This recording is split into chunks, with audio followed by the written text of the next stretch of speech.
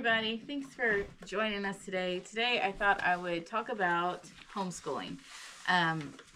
First off, I want to talk to you about why we decided to homeschool. And I have actually been homeschooling for 10 years now, 11 years, 10, almost 11 years.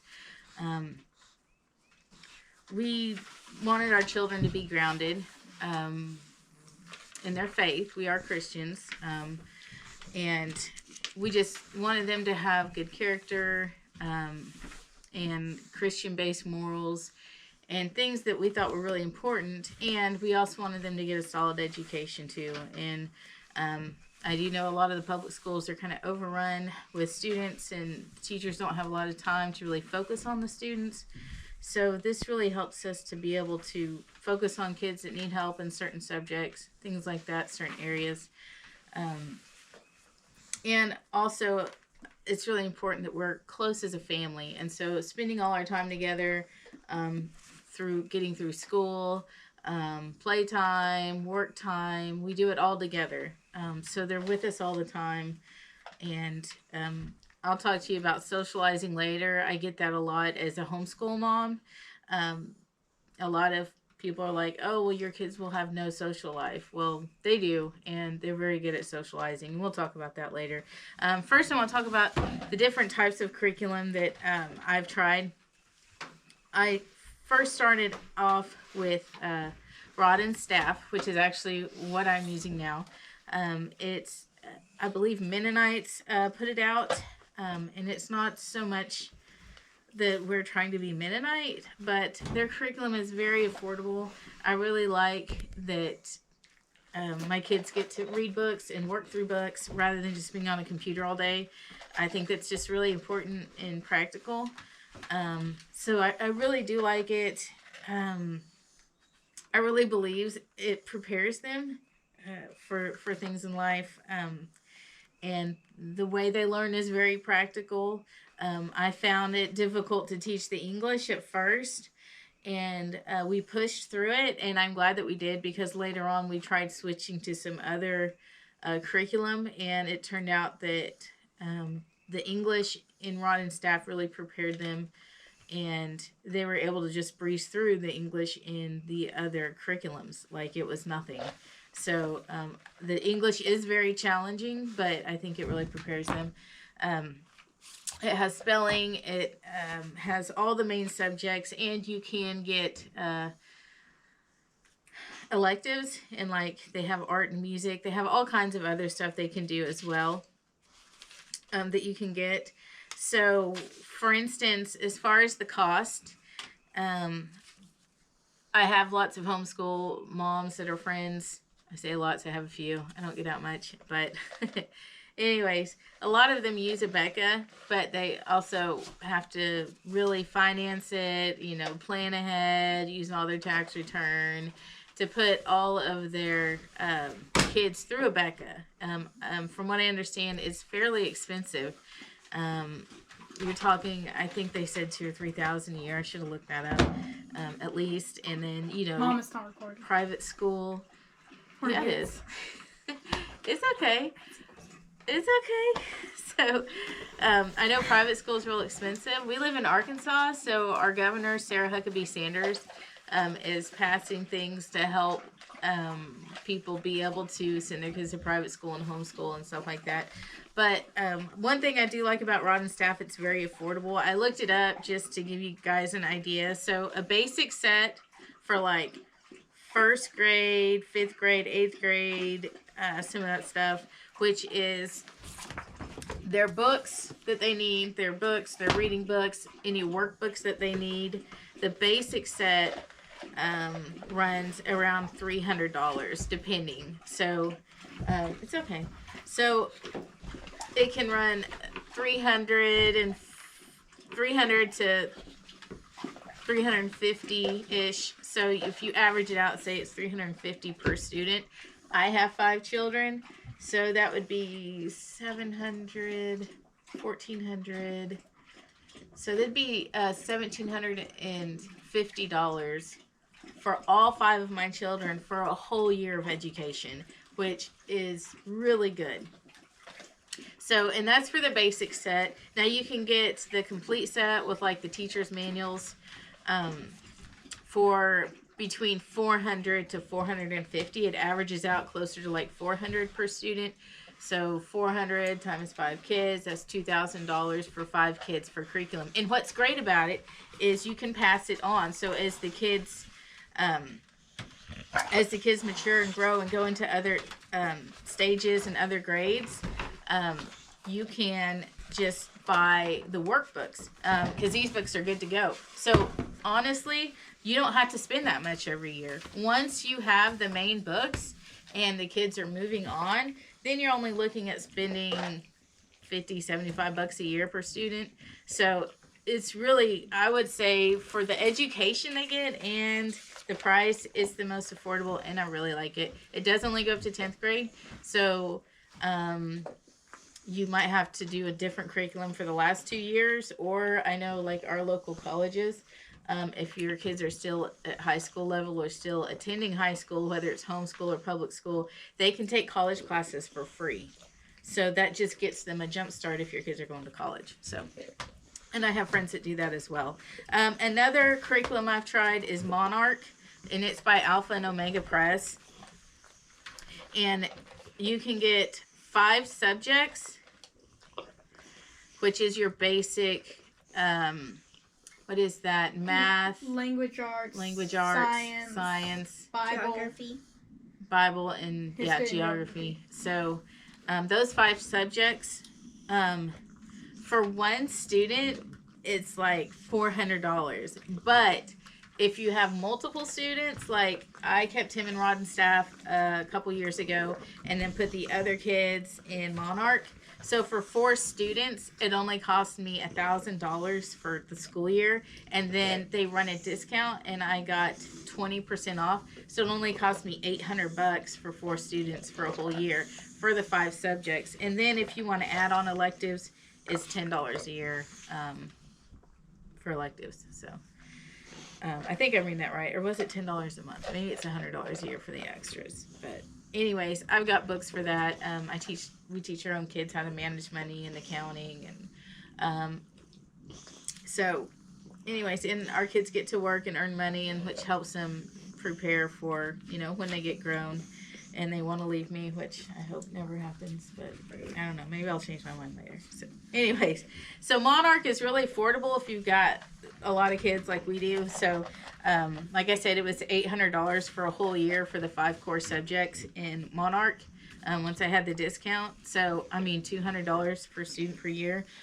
With Monarch, you do have to grade at the end of the day, so like they do essays and stuff like that. So Monarch will automatically grade things that are like multiple choice, true and false, things like that. And then at the end of the day, if your kids had any essays, you have to go back in and grade the essays, which I find it easier just to, as I go through the day, like with Rod and Staff, and they have an essay and they finish it, to read it myself and check it then, because at the end of the day, after cooking and cleaning and everything, and then having to sit down and grade, sometimes they might have 2 or 3 essays, I have to sit down and grade like 10 essays at the end of the day. I'm too tired for that. I'd rather just do it throughout the day. When they get it done, they show it to me, I check it, and then we can move on. So I did like Monarch, other than having to wait till the end of the day to grade everything. I wasn't crazy about that. And so I ended up actually switching them back to Rod and Staff this last year.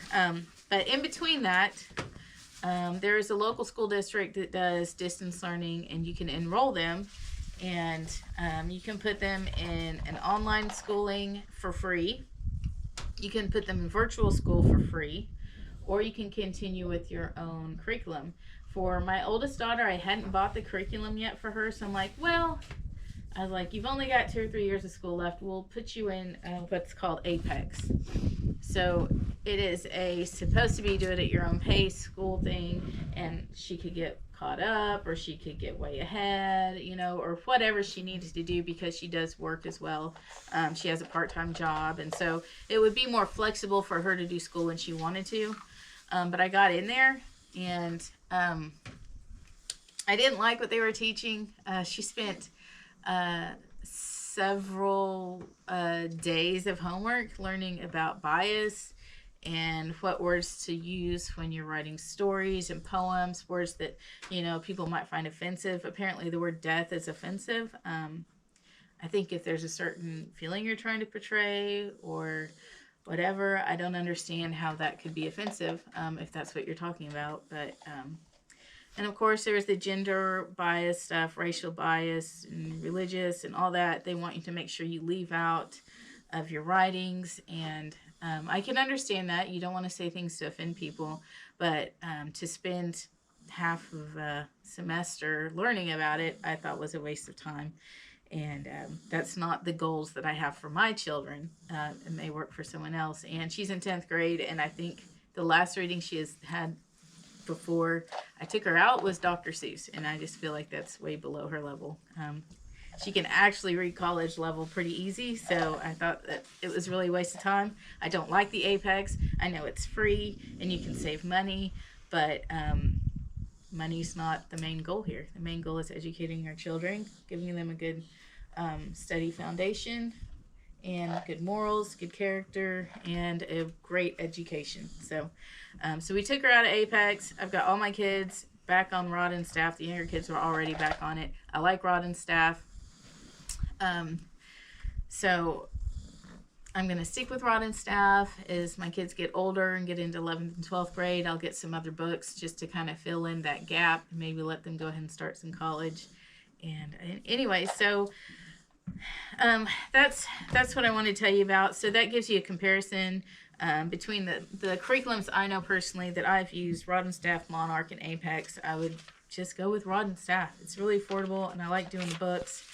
I made notes because I'm really bad about losing my train of thought. So socializing. Everyone wants to know, well, how do your kids socialize? Your kids are probably very timid. That's quite the opposite, because my kids haven't had to be bullied at school or picked on in any way. They have a very good self-esteem. We try to praise our children a lot. So they're not shy about going and talking to someone, because they're not used to, and I say someone, I mean other children their age. I don't just let my kids go up and talk to adult strangers. But so they don't have that fear of, do I fit in? Am I good enough? Are they going to make fun of me? They don't have that. They want to make friends. So we go to the park, they see someone at the park, and they're pretty quick to make friends. We also go to Bible study Friday night, and there's a lot of homeschool kids there as well, and in public school kids. And so I think, let's see, how many kids go there? There's R5, and then they've got 8. They've got 6. I don't know. There's probably 25 to 30 school-age children that go to our Bible study. So every Friday night they get to stay and play for a long time after Bible study. My oldest one is in music classes. She's got friends there. And of course, she's got friends at work too. When we had our store, we had people come in our store all the time with kids that were the same age as our kids, and they get to go in the back and play with them. They thought it was fun. Priscilla here made a good friend. A lady come in our store all the time that had a daughter her age, and she gets to go over there and do overnight trips and slumber parties and stuff like that.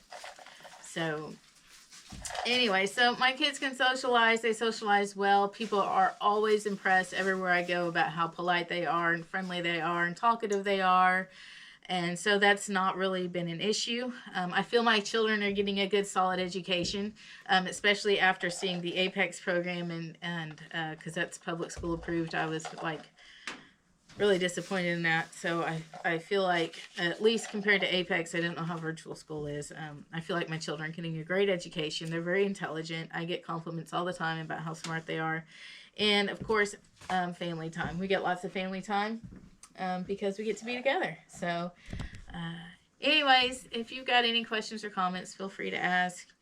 I'm just telling you about the things I know about. I know there's other curriculums out there. I got a friend that uses BJ, is it BJ? See, no, or is it John Brown, JBU? I think is it John Brown University? Who? Sabrina and them. What do they use?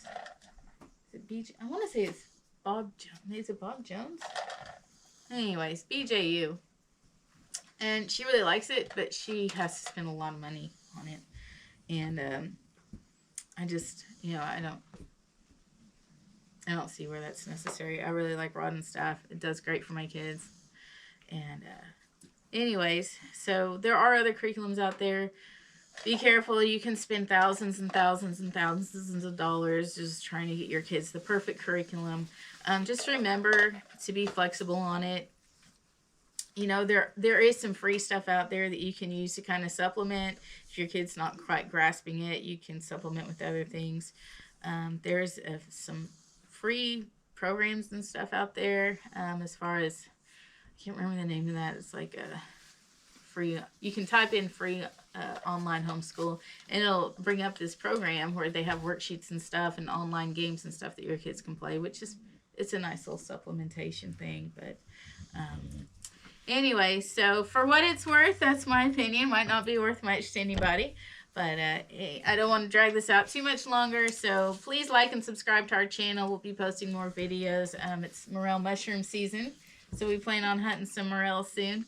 And but that's the reason why we homeschool. It's really important to us. And these are the curriculums that I personally haven't had experience with. So if you had a question about one of those, hopefully it's helped. If you have any more questions, something I didn't answer, then please let me know down in the comments, and like and subscribe. We'll see you later. Bye.